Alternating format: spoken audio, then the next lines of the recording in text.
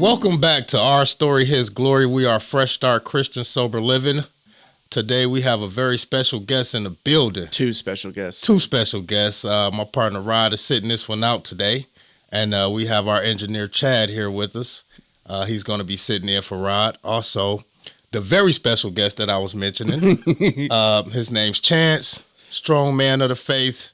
He's going to tell us his story and give God the glory. So without further ado, please welcome Chance to the show. Welcome, Chance. Thank you. What's Thank y'all up, man? for having me. Oh, thanks for being How here. are you? I'm doing really well. It's always an honor to have an opportunity to be of service and to talk about God and what He's been doing in my life. Amen. So if you don't mind, just give us a little background about yourself. And Absolutely. So, I tried things my own way for a long time, and it did not work. And I turned my life over to Christ, and it has been amazing ever since. So that's what I'm here to talk to y'all about today. Cool. I know you from several different things, and you have always struck an interesting chord whenever you speak because it brings a lot of things that a lot of people have trouble talking about to light, right? And you have your you have your opportunity to speak here and word it for a completely different audience than the ones that you normally talk to. So, that being said, I want you to kind of just take it. All right. Well, I want to start by just saying that, my name is Chance, and I identify as a grateful alcoholic. And I remember the first time I heard somebody say that, I thought they were certifiably insane. Because why would anybody be grateful to be an alcoholic? I thought maybe this guy's grateful because, he got his driver's license back and he's not in jail and he's got some good things going on in his life. But surely he's not meaning that he's actually grateful to be an alcoholic. And after kind of going down my path, which has been a long and winding road, I now consider myself a grateful alcoholic, and I mean it. I'm grateful to be an alcoholic. And when I say that, it's because my definition of alcoholism is different than anything I would have ever thought it would have been. I had this picture of what I thought an alcoholic was, and today it's not that. Whenever I think of alcoholism as it manifests itself in my life, it really just means that I've got a disease that rooted in my brain that's trying to convince me that something outside of myself is going to make me feel better. Whether it's the alcohol, the drugs, the sex, the money, some material object, going somewhere, doing something, essentially, I just think of it that I'm powerless over sin. And so whenever I say that, I'm really not talking about alcohol. And that's the difference between alcoholism and having a problem with alcohol, right? Alcoholism for me is a spiritual sickness, a soul issue that I have. And the reason that I say I'm grateful is because had I not discovered that, and had I not turned my life over to Christ and been redeemed, I would either be dead or continuing to sleepwalk through this life, taking advantage and hurting those that love me most. So today I have an opportunity to be the man that I always wanted to be, and to help other people along the way. And see, that's one of the cool things that I see in programs is, especially 12-step programs. I see a group of people who get together and learn how to turn the worst things that they thought happened in their lives into the best blessing that they've ever received. So the way you worded it, yeah, it's incredible, man. Like the ability to flip that switch in your brain, and all of a sudden, instead of sitting in self-pity and sitting in all these things, you use it as an opportunity for growth. Absolutely. But like I said, it didn't happen overnight. Yeah. I always believed in Jesus and had a relationship with God. But if I get really honest, when I look back, I was no different than an agnostic. I was running my life. It was all about what's going to make me feel good. That instant gratification, chasing the dopamine. And where it led me, doing whatever I wanted, anytime I wanted. It led me into the darkest place I could ever imagine, to where I didn't want to live anymore. And that's what running my life did for me. And, you hear a lot in 12-step meetings about rock bottom. And I think that it's just when we decide to stop digging. Someone's rock bottom could be entirely different than someone else's because we all have unique stories. But essentially, it's whenever the thing that I just lost or the thing that I'm facing to lose very soon is just too much that I can handle. that I'm finally willing to change or to seek help. And for me, I had a lot of opportunities to call something a rock bottom. I just wasn't ready. That's right. That's right. Excuse me. You know, my enemy is my enemy.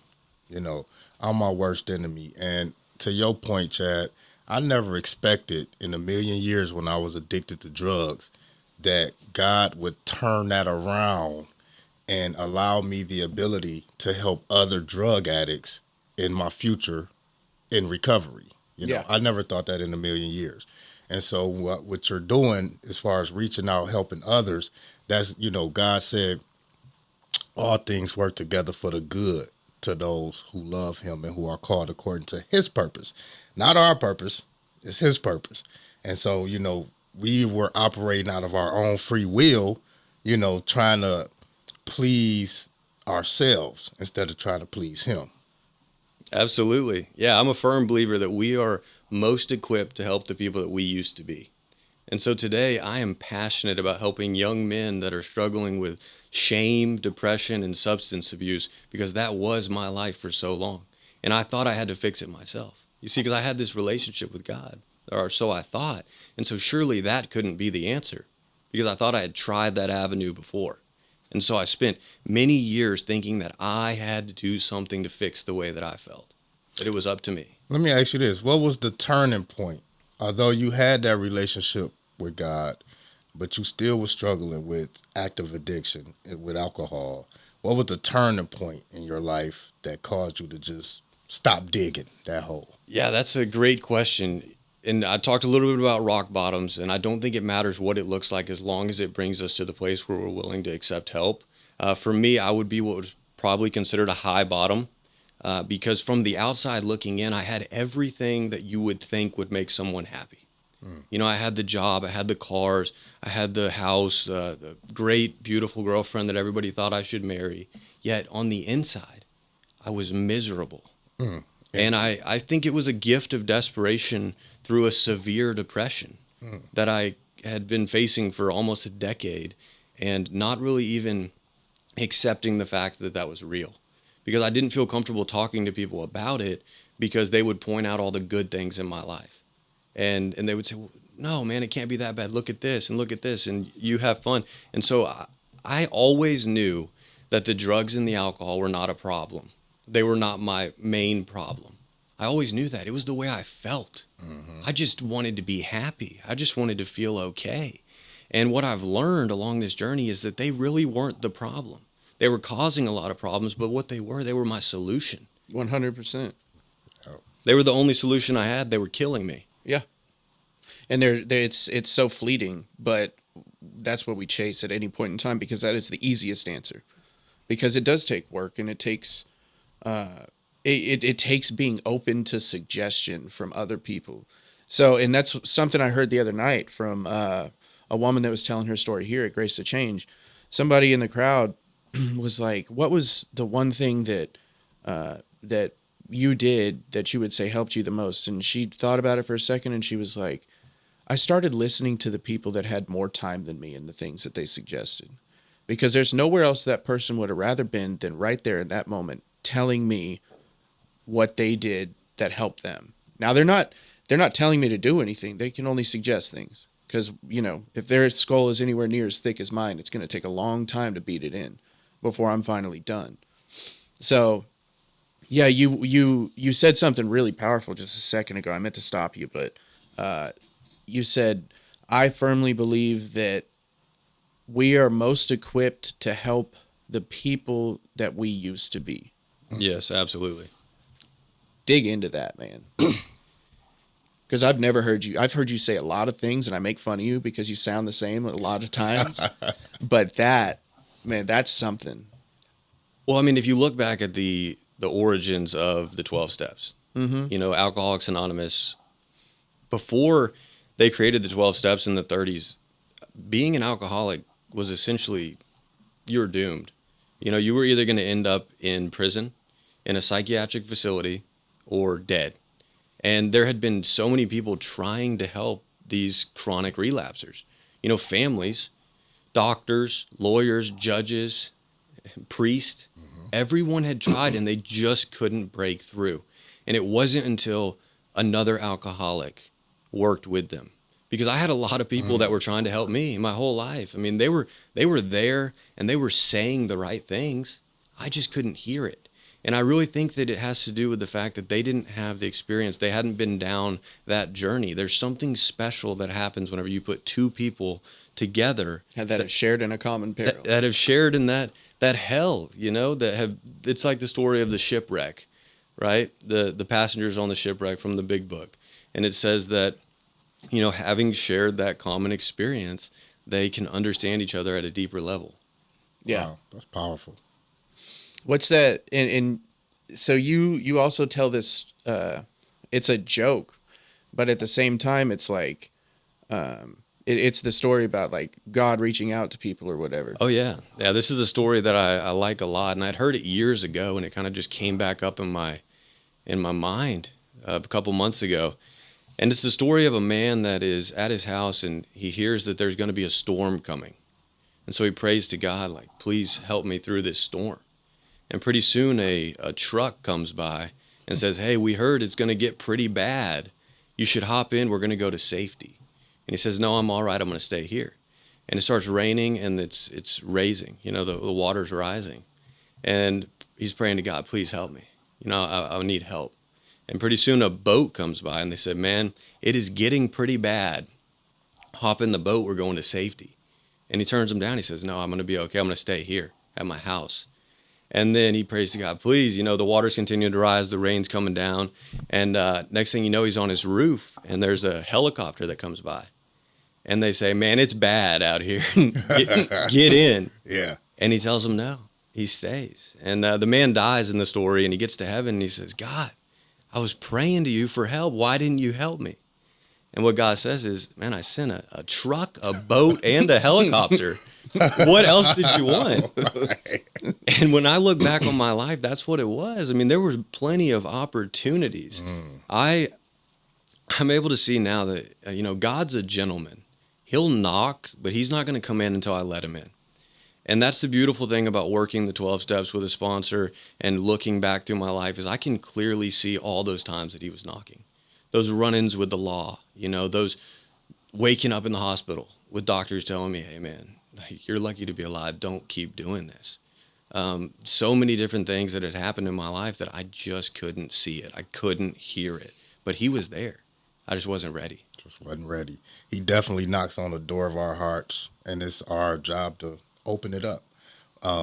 That analogy, man, that's awesome. I love that. I knew you'd get a kick out of that, man. It takes me back to the scripture would say, faith without works is dead. You can have all the faith in the world and Lord this, help me with this and help me with that. But until you actually put in the action behind that faith, it's powerless. It's dead faith. And it's just like working the steps. You have to do the work. Yeah. This is your recovery. No, we could want people to recover for themselves all day long, but until they actually put in the work and take one step to the next step to the next step, you will never recover. Absolutely.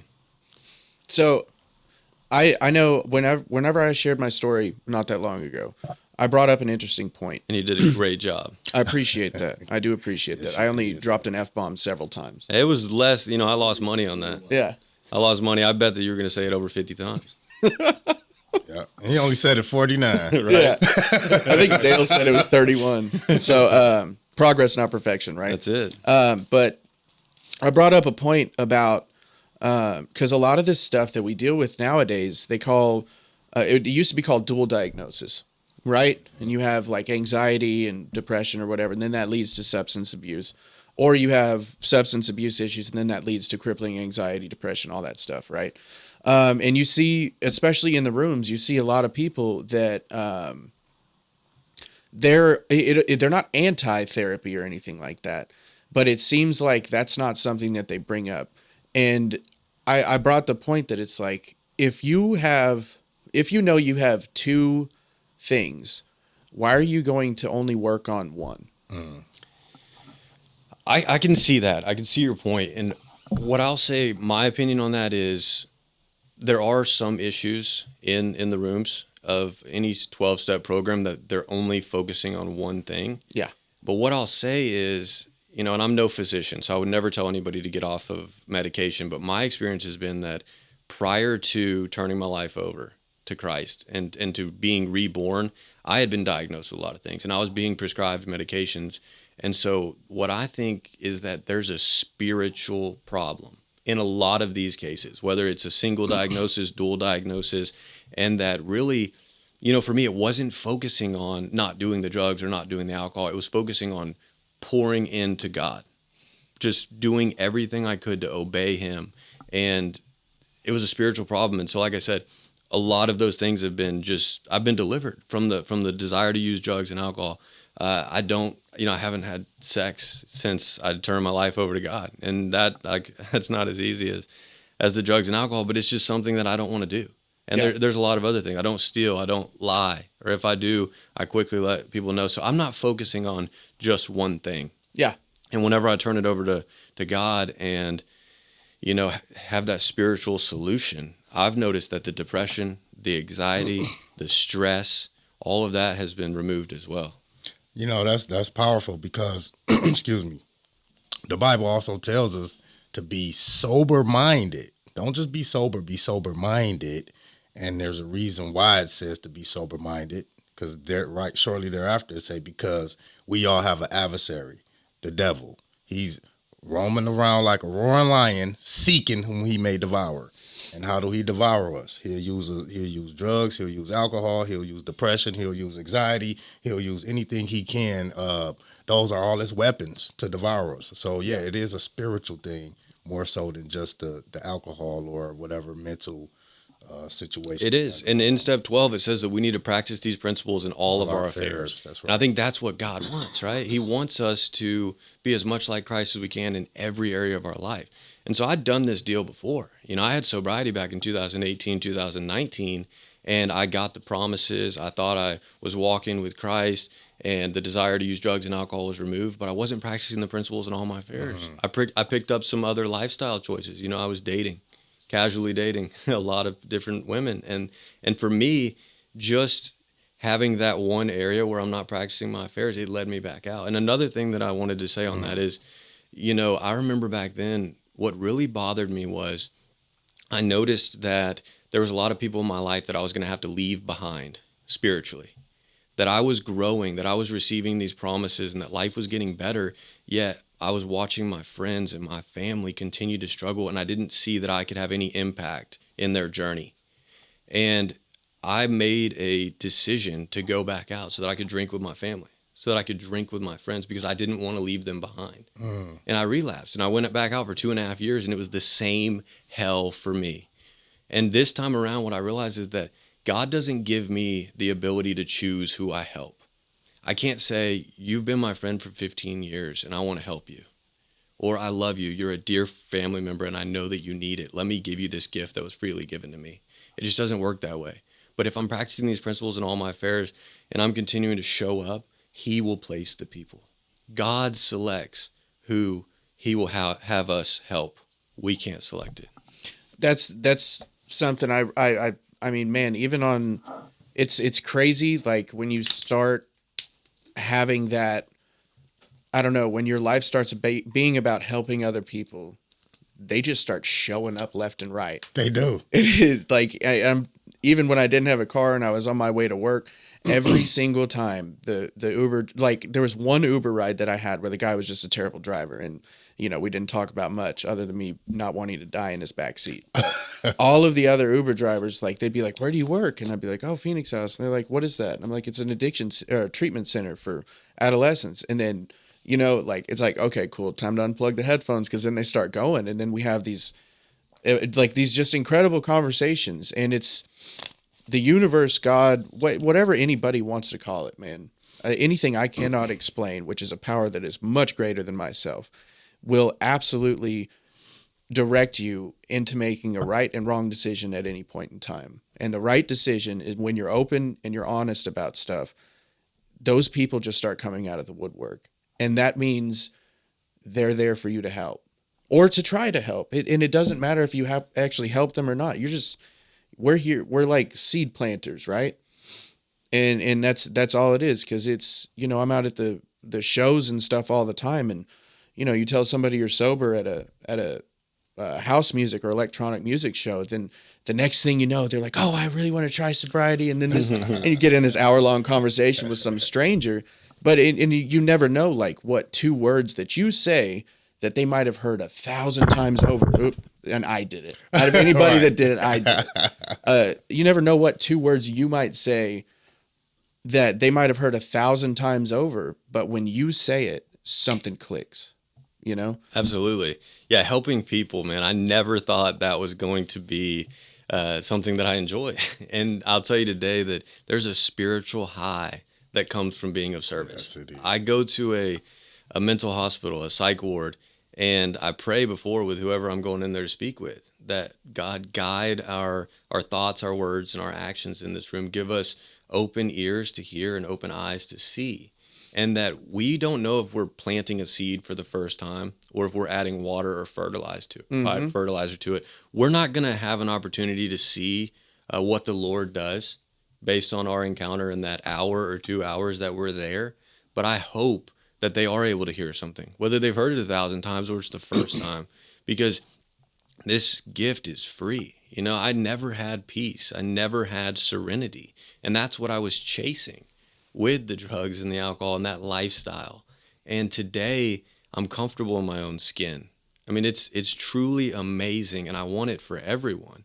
I just don't know how to do it on a large scale, so we have to just kind of scale it back and keep doing this. You keep doing this. That's the only way to do it. And then the platform grows, and when the platform grows, you have more and more people that it reaches, and then those people send it to other people, and then this and that. I mean, in my experience, that's what's starting to happen.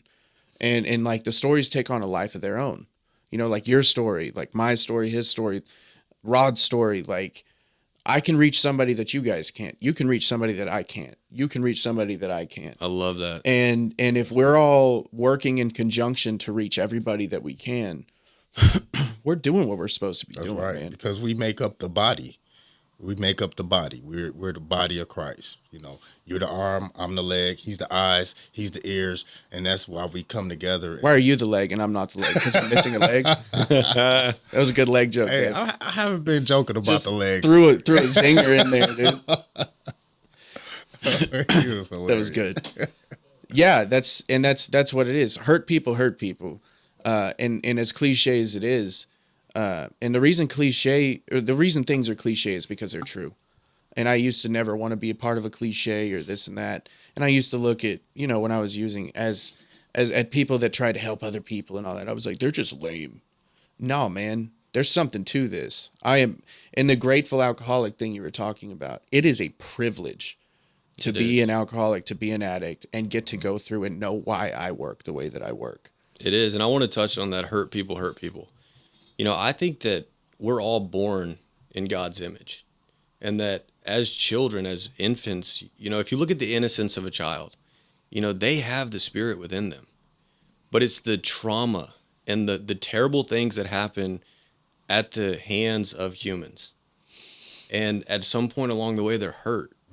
And then you wind up like me, 12, 13 years old, running from God and not wanting to trust him, not wanting to surrender. Because if there is a God, and this is what I used to think, if there is a God, why would he allow these things to happen? And like you said, there's an enemy, right? The lion. And that's what it is there's a spiritual war that is going on every day. And it's using people to hurt other people because it's taking them out of the right side of the war. That's right. And so that's why we got to continue to guard our hearts. And to your point, as far as the spiritual high, get outside of yourself and help some people, because it's greater than any high that I've ever experienced when I was in active addiction.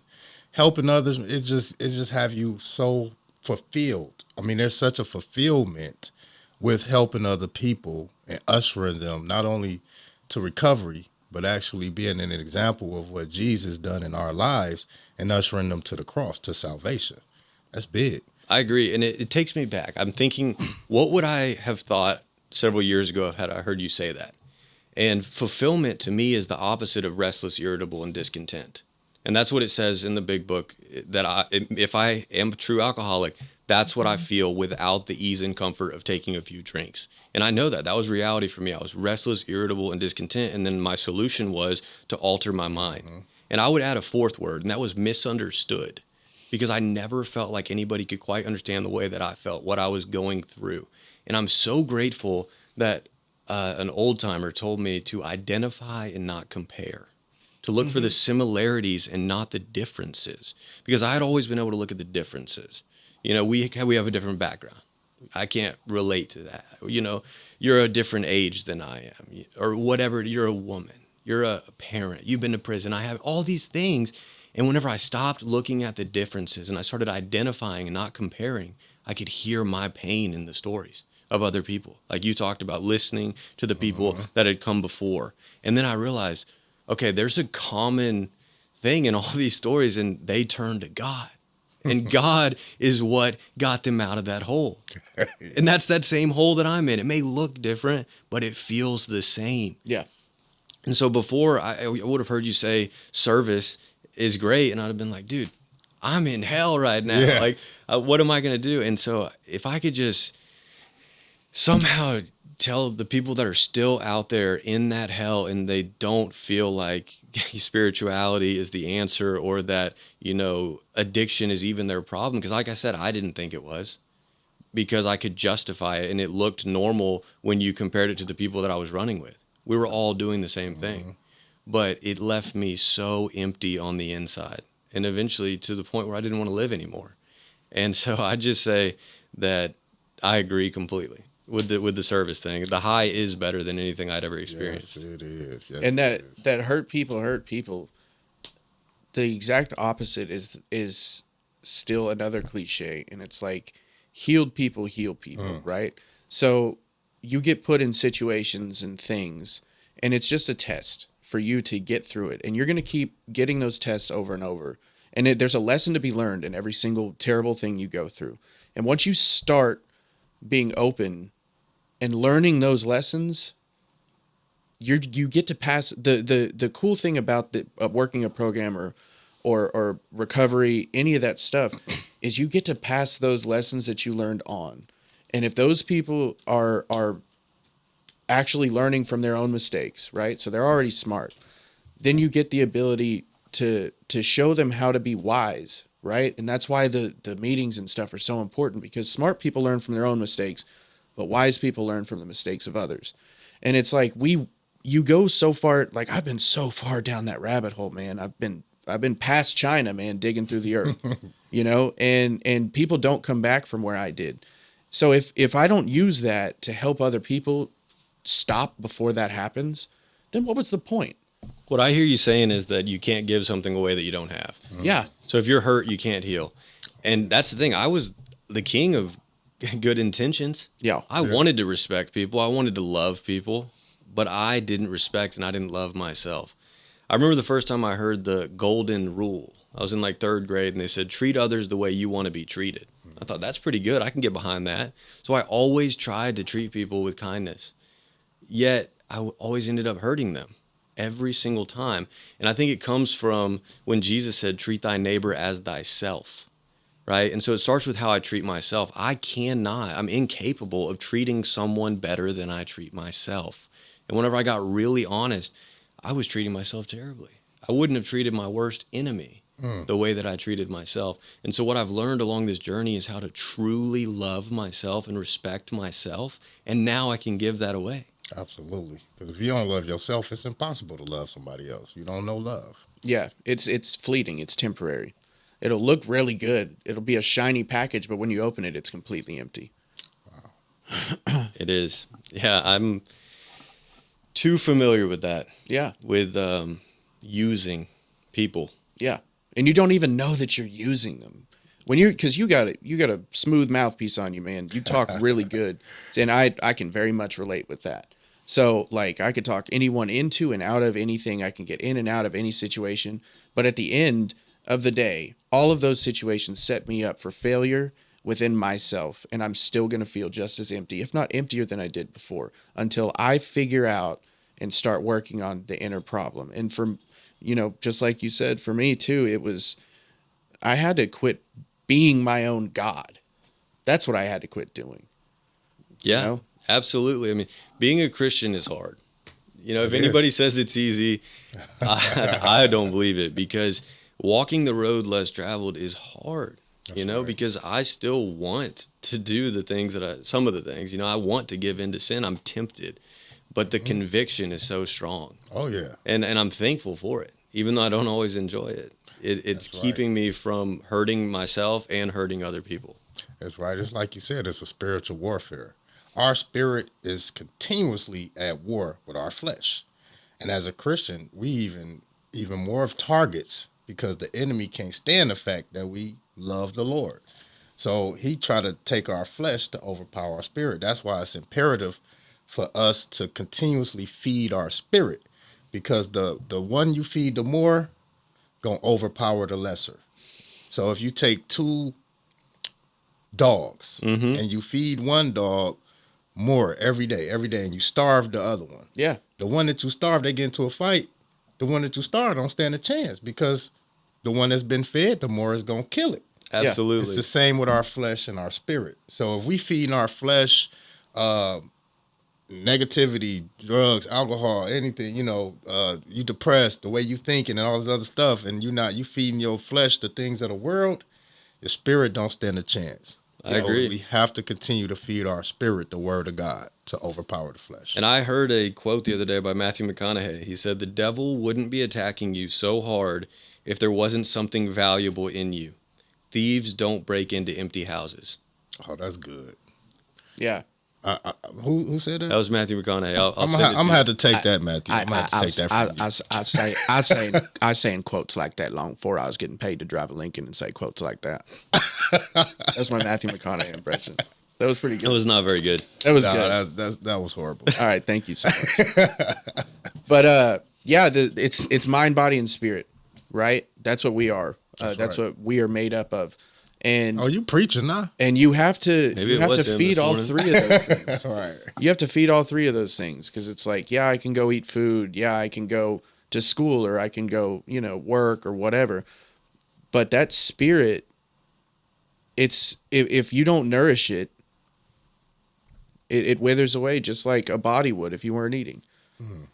So, and it what are some of the things that you do personally that enhance your spiritual life on like a daily basis? Well, I'll start with mind, because I never read for 10 years.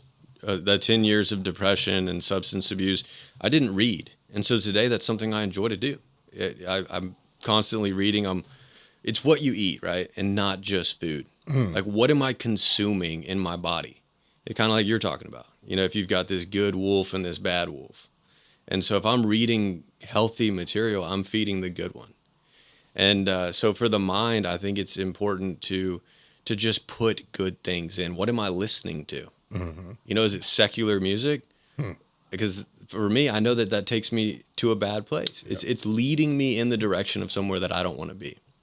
And then for the body, I didn't work out very much for that 10 years, and I ate like crap.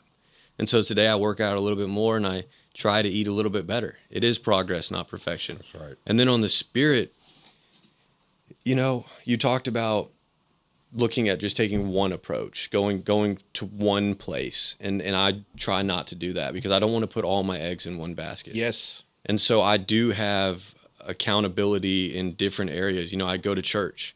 I have an accountability group. I do a little bit of therapy. I dabble in that. I mean, I'm very open to trying anything.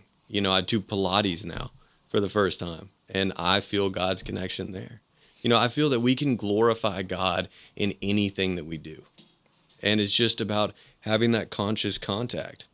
Because that's what I was trying to get you to make a point about earlier, is like, if I was baking a recipe for the Queen of England, right? Biggest event I ever had in my entire life. It was this is life or death, and I need 24 eggs, right? And I know that my basket can only hold 12. And I go into that store and I try and get 24 eggs. Well, 12 of them are going to fall out. I'm going to screw the whole thing up, and I'm going to be, you know what I mean? Well, that's like what it's like when you have this dual diagnosis stuff. If you're putting all your eggs in one basket, sure, AA can help you get sober and stay sober. 12 steps can help you get sober and stay sober for long enough for your mind to start firing on all the cylinders.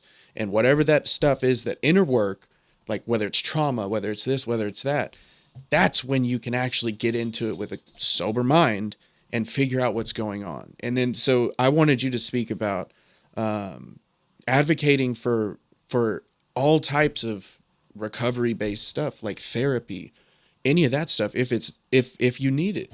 Yes, I'm a firm advocate of therapy. I believe that the enemy wants to keep us quiet. And for so long, I wasn't comfortable opening up about what I was feeling or talking to anyone about it. I made a promise to myself at a young age that I didn't want to ask anybody for help. I thought that if I could provide for myself, then I had power, right? And if I was self-sufficient, then I was managing my life. And so, like I said, from the outside, it looked good, but on the inside, man, I wasn't managing. I wasn't managing at all, and I didn't want to talk to anybody. And so today, I've gotten really good at it, and I may do it too much. I love an opportunity to go out to eat with somebody. If I meet somebody and I like what they have to say, I'm getting their phone number. I'm calling them. I'm building these relationships because I know that the enemy is out there, and he's going to try to attack me. My house is full today. I got a lot of stuff in there metaphorically and so there's a reason for him. And I have this inner, I'll just say it's the Holy Spirit. It acts as a check engine light, like on my truck. Yeah. And today I can see it. I'm like, all right, something's going wrong here, and I need to do something about it. And I have the tools today, but I still have that free will. Am I going to pick up the phone? Am I going to call this person? Am I going to go to the meeting or to the church or wherever? Because there's times that I don't want to do those things, and I want to isolate again. But I know that is where I'm weakest. And that's the funniest thing about it, man, because I go on those days where I'm like, man, I've just been so busy and I just want to relax and whatever. And then something inside me, it's just like, it's like somebody sticks me with a toothpick and they're like, you're not sitting down right now. Go to a meeting. Give you that little extra push. And then every single time, like the other day I went and one of my friends got his, 9-month chip. He did. And I just happened to show up when I didn't even think, I was just like, oh, whatever, I'll go see Chance and talk crap to him or whatever. And it was absolutely amazing. And that's what happens, man. Like it's those moments of uncomfortability that, and I try and tell people that all the time because, I work with kids. Going back to your rock bottom thing first, like somebody's rock bottom because of their life could look like they broke a nail. You know what I mean? And that could be the thing that pushed them over the edge. So everybody's rock bottom is different, and we get to choose. Once we know, and we become self-aware that like something is ruining us and we need to stop, we get to choose when that rock bottom is. And most of the time it chooses it for us, because it's not like a conscious, like, okay, this is my rock bottom, because that'll never work. Mm-hmm. It's those moments like, I'm done. Yeah. I'm not going anywhere. I'm not going on. Right? Yeah, I think some people are even more lucky to have a harder crash faster. Mm-hmm. Oh, yeah. Mm-hmm. Because if you can get by with just small consequences and it's like, it's not really that bad. It's manageable, and it just goes on longer and longer. Mm-hmm. And so you said it, we're lucky. Not only are we lucky to be alive, but we're lucky to be here because we could be alive and still out there selfishly trying to fulfill our own wants and needs. Mm-hmm. But we have this common interest in helping others. Yeah. Because we've been there. We've been at the bottom, and we know how lonely it is. We know how dark it is and what God can do on the other side. And so I want to help as many people as I can. I often ask God, just use me in any way that you see fit. I'm available. And I thought about it. I feel indebted to him, and not in a bad way. Right. But like, I did not want to live for a long time. I really didn't. And whenever I was reborn, he gave me a life that I could have never imagined. I had grown up hearing everlasting life in church and things, and I thought that meant heaven. And it may, but that never really got my attention. And I saw the translation of everlasting life, meaning life to the fullest. Abundant life. Abundant life. That's why Christ came. That's what we have to give us life and life more abundantly. And when he prayed to the Father, that's our Father who art in heaven, hallowed be thy name. Thy kingdom come, Mm-hmm. thine will be done on earth as it is in heaven. There is heaven So you on can earth. experience heaven right here Yes. on earth. 100%. There's a really good quote that I wanted to read out too. Is that the one I wrote? Oh. No. I threw that one in the trash. I didn't want to tell. I wanted to say it on the air. This is George Bernard Shaw, and it was really funny. I heard this. It was like on the Tonight Show or something, and you know who said it was what's his name? That's in that Thor Ragnarok. He's super David Batista. No, man. No, He's that's super weird guy. Jeff Goldblum. Sorry, David. Jeff Goldblum said it. He's super weird, but man, he is super cool, and he's got some really interesting energy. But he said this quote: "This is the true joy in life, being used for a purpose recognized by yourself as a mighty one, being a force of nature instead of a feverish, selfish little clod of ailments and grievances, complaining that the world will not devote itself to making you happy. I am of the opinion that my life belongs to the whole community, and as long as I live, it is my privilege to do for it what I can. I want to be thoroughly used up when I die, for the harder I work, the more I live. I rejoice in life for its own sake. Life is no brief candle to me. It is a sort of splendid torch which I have got hold of for the moment, and I want to make it burn as brightly as possible before handing it on to future generations." That's deep. That is. And yeah, it's one of my favorite quotes. That is profound. Yeah, I just want to say, touching on what you opened with about turning the worst things in your life into the best. Mm-hmm. That has been my experience. If I could sum everything up, it would be that when I look back today and I look at those times that God was knocking, those were the things I would have done anything to change. And now I wouldn't trade them for the world, because they show me who I was and who I never want to be again. I can see the things that I was taking for granted, willing to throw away on a daily basis, that I now have an opportunity to cherish and nourish. And they're really simple things like family, freedom, health, time, and the ability to be of service to other people. That is awesome. That's awesome. Well, thank you, Chance, man. We're going to wrap this up. Thank y'all. You're an amazing guy, man. God got some great things in store for you. I see it. I mean, He's you already doing it. He all right. He's all right. So thanks for tuning in, man. Thank y'all for having me. Hopefully this is the start of a long-lasting friendship. Yeah. Thanks again for tuning in to Our Story, His Glory. Again, this is Fresh Start, Christian Sober Living. If you want to know more about us, you can visit us on our website at freshstartcsl.com. If you like to donate towards our cause, just click the little donate button and have a blessed week. We love you. Give God the glory when you tell your story.